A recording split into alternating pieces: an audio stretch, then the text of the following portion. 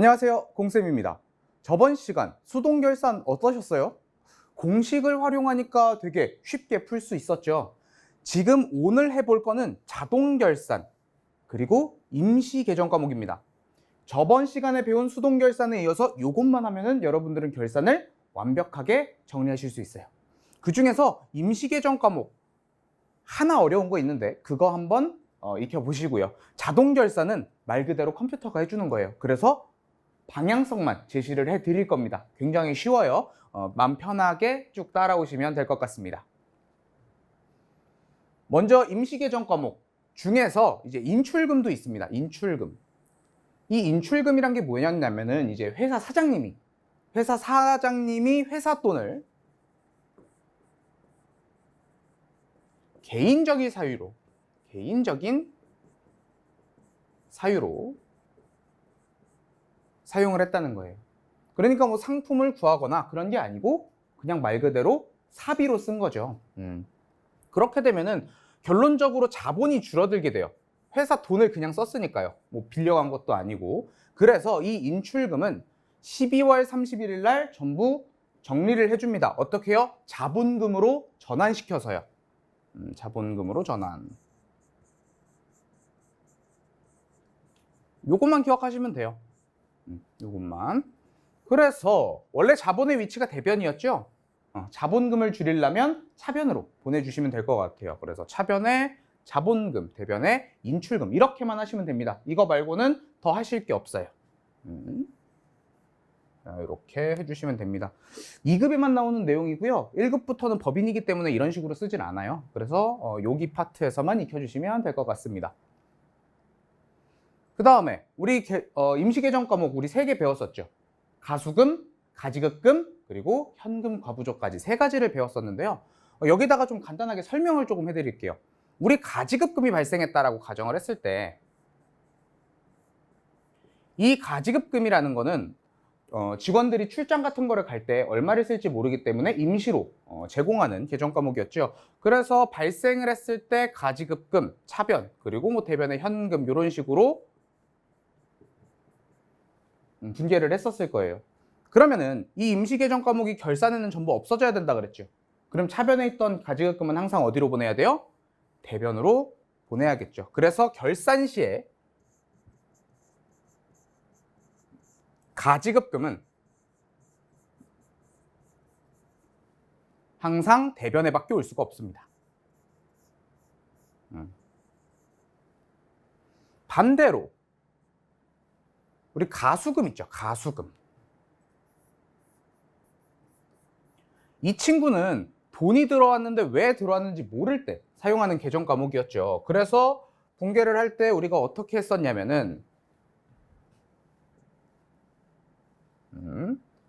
차변에 뭐 보통예금, 뭐 통장에 돈이 들어왔어요 해서 뭐 보통예금 쓰고 대변에 가수금 이렇게 정리를 해놨어요. 그럼 결산 시에 이 가수금 무조건 다 없애줘야 된다 그랬죠. 그럼 어디로 보내야 돼요? 차변으로 보내야겠죠. 결산 시에 가수금은 무조건 차변에 밖에 올 수 없습니다. 없애줘야 되니까요. 대변을 쓰면 오히려 늘어나게 되잖아요. 그래서 무조건 없애야 된다. 이렇게 알아주시면 돼요. 그래서 지금 이 문제를 봤을 때 여러분들이 이런 문제 많이 풀 때 어떻게 처리를 하시냐면은 외상매출금을 회수했다. 뭐 회수액이랑 뭐 판명됐다 이러면 뭐 차변에 현금 쓰고 뭐 대변에 외상매출금 쓰려고 그래요. 뭐 이렇게 쓰려고 그랬는데 이게 아니죠. 이미 예전에 돈이 들어왔고 가수금으로 회계 처리를 해놨기 때문에 예를 들어서 자 발생 시에 보통예금으로 들어왔습니다. 그리고 뭐 가수금 처리를 해놨겠죠. 금액이 60만 원이에요. 그런데 이건 원래 이 자리에 외상 매출금이 있었어야 되죠.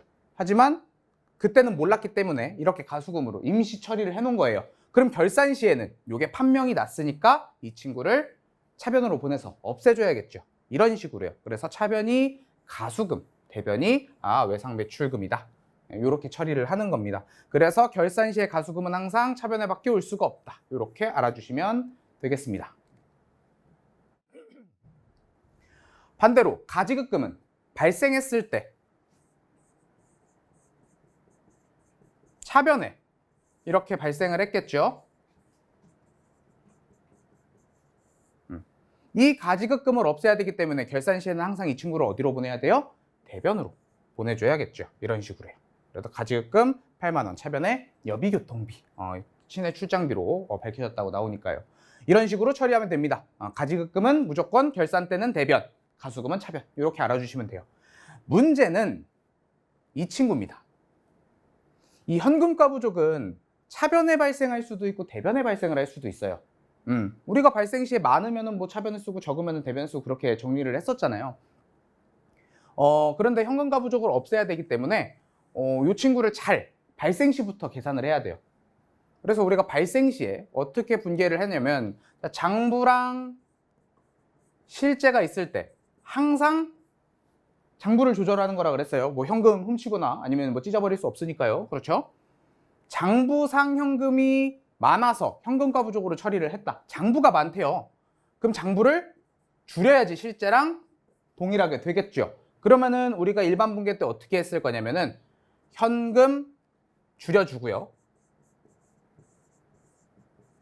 차변에 현금 과부족. 이렇게 처리를 해놨을 거예요. 그럼 이 현금가 부족을 없애야 되니까 이 친구가 어디로 와요? 대변으로 오게 되겠죠. 그러면은 차변에다가 원인을 알 수가 없었대요. 원인. 끝까지 몰라요. 그렇다고 처리를 안 할 수도 없죠. 이런 거를 이제 잡스러운 손실이라고 해서 잡손실로 이렇게 처리를 합니다. 여기까지만 돼도 큰 문제가 되진 않아요. 문제는 이 친구입니다. 지금 봤을 때 우리가 딱 문제를 보면은 이거 현금가 부족이다 이런 생각이 드시죠. 그래서 이런 거 어떻게 처리를 하시냐면은 일단 장부 실제를 비교해 봤을 때 실제가 더 많은 걸 확인할 수 있어요. 그렇죠? 실제가 더 많습니다. 이럴 때 우리가 자비익 대변에 쓰고요. 17,600원 정도 차이가 나네요. 요거를 이렇게 처리를 합니다.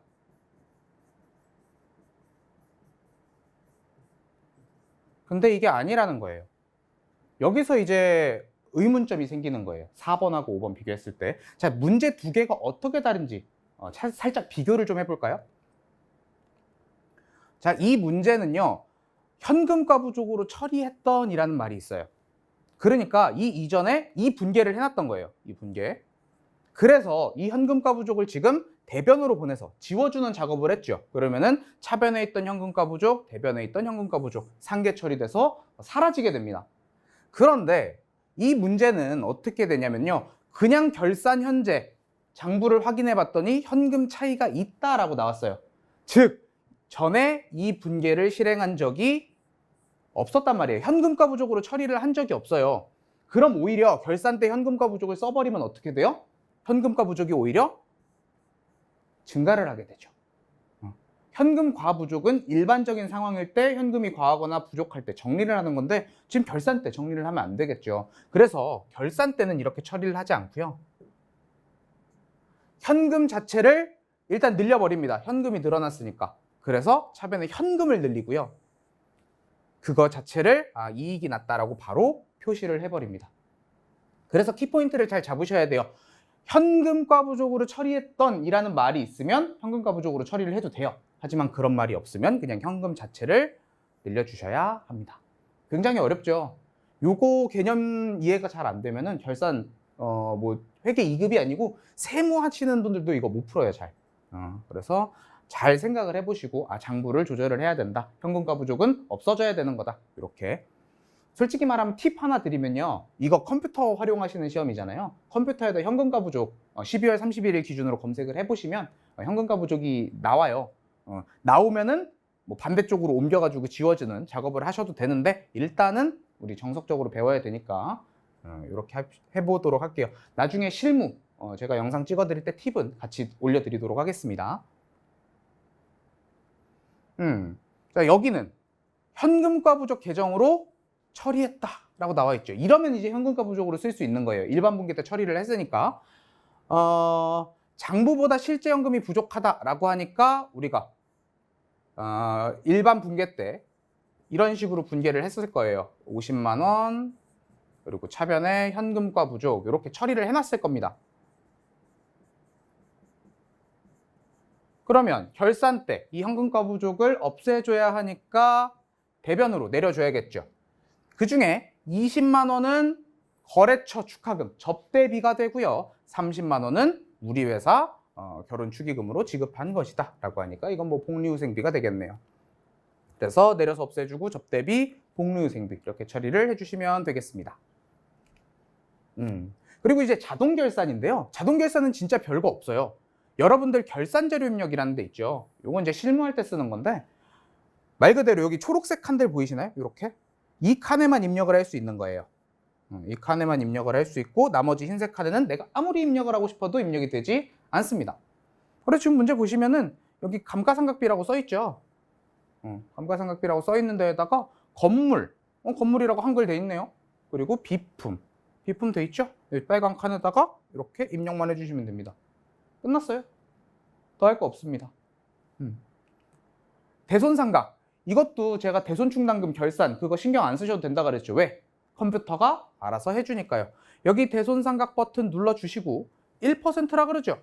여기 1%. 이거는 자동적으로 1% 최소치가 적혀 있는데 이거 건드리는 경우는 많이 못 봤어요. 뭐 좀 난이도가 높아지면 건드리긴 하는데 뭐 그래도 바뀌면은 요거 그냥 변경만 시켜주시면 됩니다.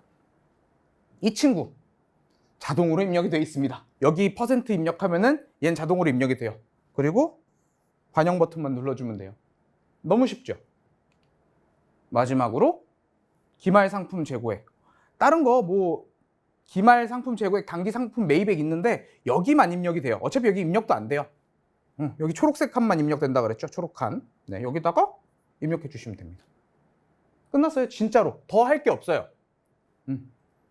결산 문제가 4문제가 나오는데 한 3문제 정도가 이걸로 나올 수도 있어요. 운 좋으면. 뭐 일반적으로 한 2문제 정도 나오는데 그리고 여기 전표 추가 버튼만 눌러주면은 점수는 그대로 반영이 됩니다.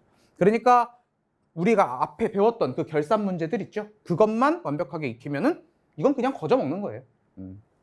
야, 이런 게 있었다. 원래 이제 다음 강의로 넘어가야 되는데 문제가 짧기 때문에 바로 그냥 같이 한번 복습을 해보도록 하겠습니다. 먼저 풀어보시고 싶은 분들은 잠깐 스탑하셨다가 이어서 보시면 될 것 같아요. 자, 인출금. 자본금 자체를 줄여줘야 된다라고 했죠. 127만 원의 인출금이 있다라고 하니까 자본금 차변으로 보내서 지워주시고 대변에 인출금 보내서 삭제해 주시면 되겠습니다. 어렵지 않죠? 자, 결산 때 가수금 나오면 항상 차변으로 보내서 지워줘야 된다라고 했었습니다. 그리고 가지급금도 대변으로 보내서 지우면 되고요. 솔직히 말해서 이 친구도 우리 컴퓨터 활용을 하잖아요. 그래서 그 계정 과목 등록 거기 들어가가지고 확인해 보시면 금액 나와요. 반대로만 옮겨주시면 됩니다. 외상매출금 회수분이라고 하니까 차변에 가수금 14만 원. 보내서 지워주시면 되고 대변에 외상매출금 써주시면 될 것 같습니다. 요렇게요. 그럼 이제 가지급금도 나오겠죠. 가지급금은 어디로 보내서 없애줘야 돼요? 대변으로 보내서 없애줘야겠죠. 대변에 가지급금 보내서 지워주고 출장비, 인여비교통비로 처리를 해주시면 되겠습니다. 이 친구들은 너무 쉽지만 우리가 이제 제일 어려워하는 현금가 부족이 나왔습니다. 이 문제는 친절해요. 그나마 현금가 부족 계정을 사용하지 말 것. 왜요? 앞에서 그렇게 분계를 한 적이 없으니까. 결산일 현재 장부상 현금 잔액을 확인했더니 다음과 같다고 가정한다. 여기서 현금가 부족을 쓰면 현금가 부족이 오히려 늘어나기 때문에 사용하지 말라는 거죠. 자, 장부는 4,935만 원이 있고 실제로는 4,920만 원 밖에 없는 것 같아요. 15만 원이 더 적네요. 줄여줘야 될 것 같아요. 대변에 현금 보내서 15만 원 지워주시고 차변에 잡손실 써가지고 지워주시면 될 것 같습니다. 현금가 부족을 쓰면 안 돼요. 처리했다는 말이 없으니까요. 만약에 있다고 가정하면은 이런 문제가 되겠죠. 아니네요. 이 친구도 현금가 부족을 쓸 수가 없어요. 왜냐면은 현금가 부족으로 처리했다는 말이 지금 안 나와 있죠. 그렇기 때문에 얘도 현금으로 그냥 처리를 하셔야 됩니다. 그런데 지금 뭐 잡손실이 아니고 확인을 해봤더니 출장비, 즉 여비교통비였대요. 그러니까 차변에 여비교통비 쓰시고 대변에 현금과 부족이 아니고 현금 자체를 줄여주셔야겠죠. 이렇게 말이죠. 그래서 차변에 여비교통비, 대변에 현금 이렇게 써주시면 될 것 같습니다. 그리고 이제 또 자동결산. 자동결산은 달라지지 않아요. 위치가 똑같아요. 우리 대손삼각 버튼 눌러주시고 그 다음에 대손율 맞춰가지고 입력을 해주시면 됩니다. 거의 1%로 나와요. 그리고 자동 입력돼 있으니까 결산 반영 눌러주시기만 하면 되고요. 기말 상품 재고에 얘도 똑같죠. 그냥 여기 칸에다가 맞춰서 입력만 해주시면 됩니다. 그리고 마지막 감가상각도요. 여기 차량 운반구 비품 나왔죠? 차량 운반구 비품. 건물은 없으니까 무시하고요. 금액 쓰고 전표 추가. 너무 쉽죠? 자동 결산은 솔직히 그냥 뭐라고 해야 될까? 그냥 제공해주는 서비스? 뭐 그런 느낌이에요. 요건 절대 틀리시면 안 돼요. 그런데 틀리는 이유가 뭐냐면은 자동 결산을 입력하고 요 전표 추가를 안 누르셔서 그래요. 요거 꼭 누르는 거 잊지 마세요. 거저 주는 문제인데 이거 날려버리면 너무 아깝지 않아요? 그죠? 여기까지가 우리 결산 파트의 모든 것이었습니다. 지금까지 이제 수동 결산이랑 자동 결산 와봤는데 수동 결산이랑 비교해가지고 난이도 차이가 좀 극명하게 나죠. 그래서 수동 결산을 포기하시고 이 자동 결산에만 올인을 하시는 경우가 있는데 저번 시험인가 저저번 시험인가 아니면 조금 회차가 좀 지난 시험인가 모르겠는데 문제를 풀다 보니까 이게 수동 결산만 4문제가 나온 적이 한 번 있어요. 그래가지고 이제 멘붕이 오셔가지고 많이 떨어지신 경우가 있었는데 요즘 수동 결산을 좀 많이 내고 있는 추세이긴 합니다. 그렇기 때문에 여러분들 수동 결산 포기하지 마시고 열심히 하셔가지고 익히시면 됩니다. 다음 파트는 이제 단기 매매 증권이랑 외화라는 파트인데요. 이게 원래 회계 2급의 수준이 아니에요. 외화가 원래 회계 2급에 나오면 거의 안 되거든요. 근데 회차를 보니까 나온 적이 있어요. 진짜 극히 드물게 나오기는 하는데 이제 난이도가 계속 올라가고 있죠. 난이도가 올라가다 보니까 조금씩 1급에서 내용을 조금 뽑아오고 있는 것 같아요. 그래서 다음 파트는 그냥 여러분들 혹시 몰라서 집어넣은 파트니까 너무 어렵다고 어떻게 해야 되지 이러지 마시고 그냥 가벼운 마음으로 들어주시면 좋을 것 같습니다. 그러면 이제 저는 다음 파트 들고 다시 한번 찾아오도록 하겠습니다. 여러분들 수고하셨습니다.